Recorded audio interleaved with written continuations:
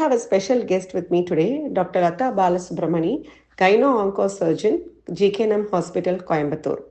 With over 30 years of experience, she has completed her subspecialty accreditation and training on gynae oncology from Royal Marsden, London. She has done extensive research with the Serum Institute on HPV screening and vaccination. She is a member of Rotary Club of Coimbatore Metropolis. Good afternoon, doctor. It gives me utmost privilege to have a conversation with you. So we just want to know about cervical cancer.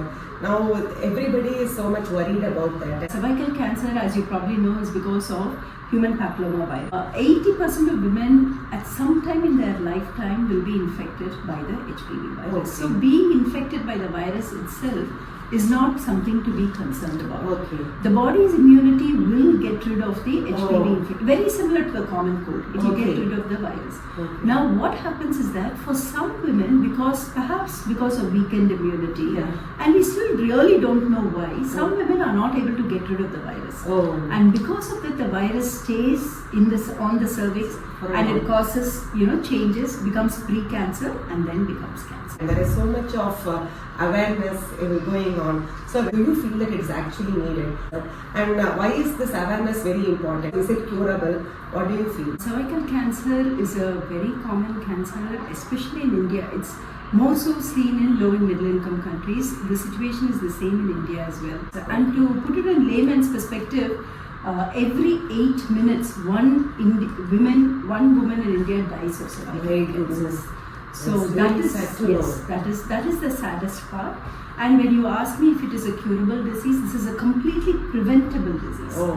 And to lose women to a disease that is completely preventable, I think, to me at least, that is not acceptable. Very true, doctor. Prevention is better than cure. What age does it commonly strike doctors?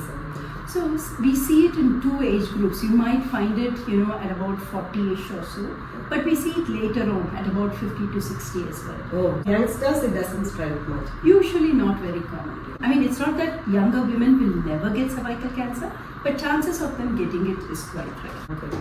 So is there any particular symptom by which you can say maybe I have to get myself screened? We do a lot of cancer screening camps in the community. And when we go to women and ask them to be screened, one of the things that they say is that I don't have any symptoms. Why should I come for screening? So if there is one important message that I would like women and the general public to know from this conversation is that screening is meant for healthy, asymptomatic women. Fantastic, doctor. Because by the time symptoms come in cervical cancer, we will be further along the stage and complete cure becomes very difficult. So the recommendation is that we don't wait for symptoms, and all women from 30 years, whether they have symptoms or not, should be screened on a regular basis. Okay. So just like how we do a regular beauty checkup and beauty routine, I think it's better we do a medical routine checkup. More important than the beauty. I understand. What is the screening and how frequently do we need to take it? So the pap smear is perhaps something that women are already familiar with. That is when cells from the cervix is put onto a slide and you look under the microscope to see if there are any abnormal cells. Pap smear is done every 3 years. That is the recommendation. But now we know that cervical cancer is caused by the human papillomavirus. So a further advancement is that we can do what is known as an HPV test. Okay. So when we do an HPV test, again it is like a swab that is taken either from the cervix or from the vagina, and you look to see if the infection is present, if the HPV infection is present. See, there are two advantages. One is if a woman is HPV negative, chances that this woman will develop cervical cancer in the next 10 years is going to be minimal. It gives so much of assurance. Reassurance, yes.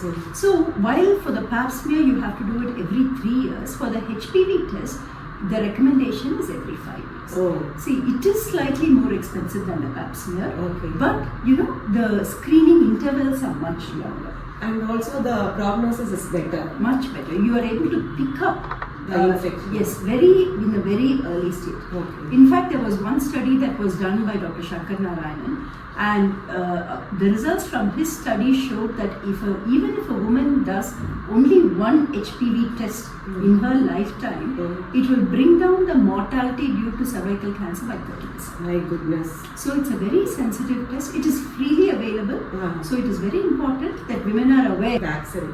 So there are mixed opinions everywhere, whether it is okay to give, whether it is not okay to give. What do you feel on that vaccine, doctor? See, there are a few medical breakthroughs, and one of the important medical breakthroughs is the HPV vaccine. As I said, there are very few cancers we know the reason. Only if we know the reason, we can prevent it. Now, what the WHO mandates is that 90% of all adolescent girls should have the vaccine. So it is mandated. It is mandated. It is mandated. There has been a lot of work, a lot of research that has got into the HPV vaccine specifically. It is one of the safest vaccines. That's right. And it is very, very effective. There was a recent research paper from UK which said that after they brought the HPV vaccination, there has been a sharp decline in the number of cervical cancers in the country. That's awesome. And they are doing a school-based vaccination program, which is, they go into schools, they vaccinate, and both in UK and in Australia, the HPV vaccine is actually a gender-neutral vaccine, which means you can give the vaccine not just to the girls but also to the boys. So I've got my son vaccinated. My daughter was vaccinated when she was, I think, 12 or 13 years of age. So the vaccine can be given to boys as well. And because it prevents HPV infection, and that is not just cervix cancer, that can be head and neck cancer, oral cancer, penile cancer. So there are about 6 cancers that are related to HPV. But cervix cancer, the efficiency with which it prevents cervical cancer is very high. So that is why we promote HPV vaccination to prevent cervical cancer. That's actually a revelation, doctor, for us. Of course, I have vaccinated my daughter. I wanted to know from the horse's mouth how safe it is to be administered to them. So absolutely safe.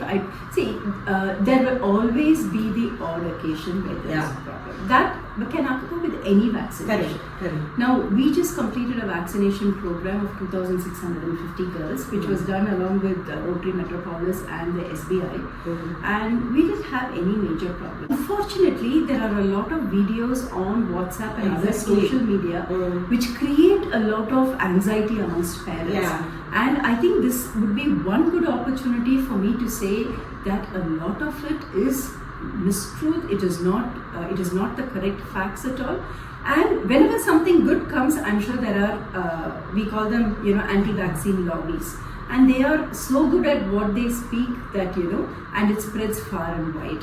So people get carried away. So it's a very safe vaccine, it is a very effective vaccine, and all medical societies, including the WHO, recommend the vaccine. So I think we have to be very confident that we are doing the right thing when we are vaccinating our children. I think then we don't need any more reassurance, in taking the vaccination to the children.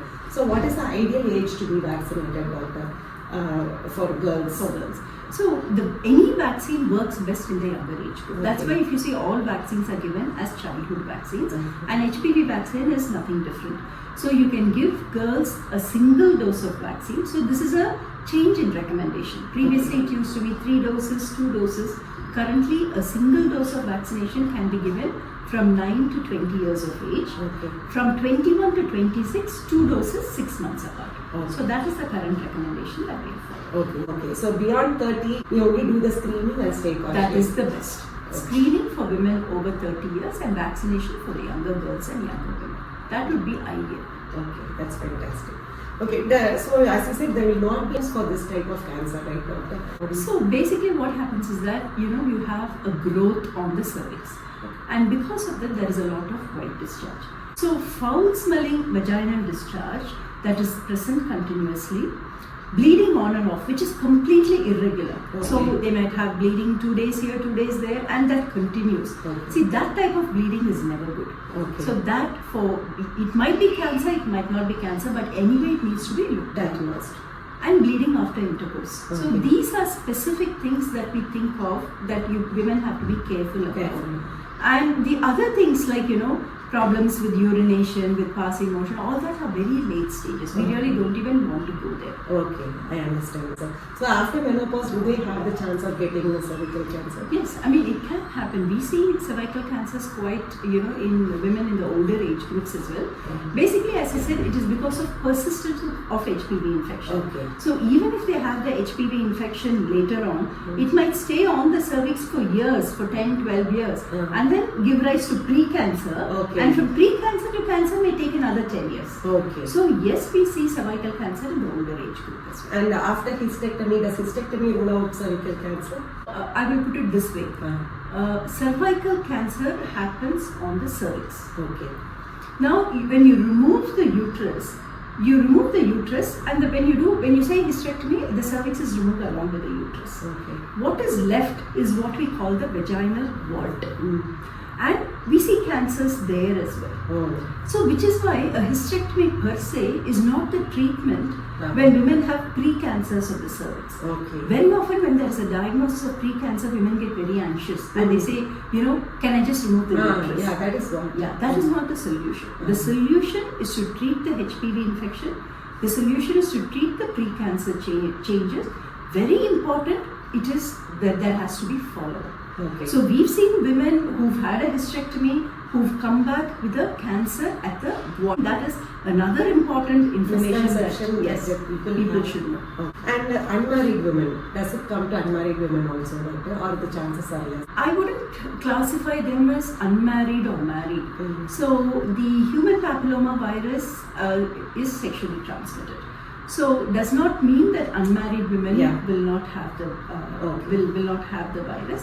So that is why the HPV vaccination is best given to girls before they become sexually active. Any precautions which we have to take to prevent the occurrence of cervical cancer? I don't think so, because it is caused by the human papilloma virus. I would really suggest is make sure that women above the age of 30 are screened.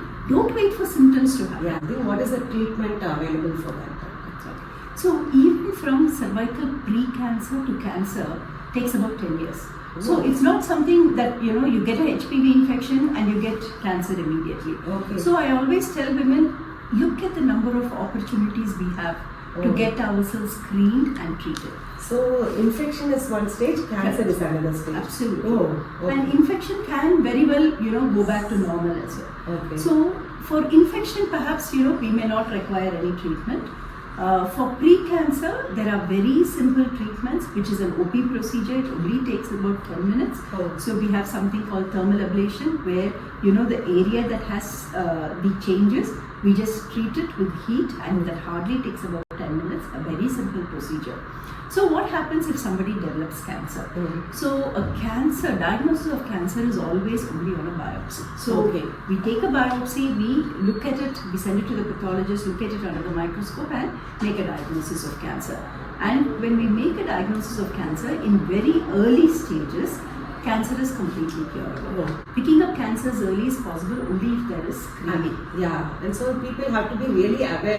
Anything else that you want to say about to ladies as a doctor? We did an awareness survey in Coimbatore district, and we found that only 16% of women were aware about cervical cancer prevention, about cervical cancer symptoms, and the vaccination. So my request to everyone is to make sure that all of us become aware of this. Even if women know, they do not want to take that step towards screening. I think women have to help each other. So we not only have to screen ourselves, we need to give the message out to everyone, and I think we need to make sure that women working with us, working for us, domestics, gardeners, etc., we are able to reach out to them to make sure that they are screened. That's actually a very good thought. That is something that I would request. And for the youngsters, when they get vaccinated, any person who comes in to get vaccinated, I always tell them, please put it on Insta. So much of value when your peers, talk amongst themselves rather than us telling them get yourself vaccinated. And for the women, I think we should get screened. We should help others get screened. That would be a request. Thank you so much, Doctor.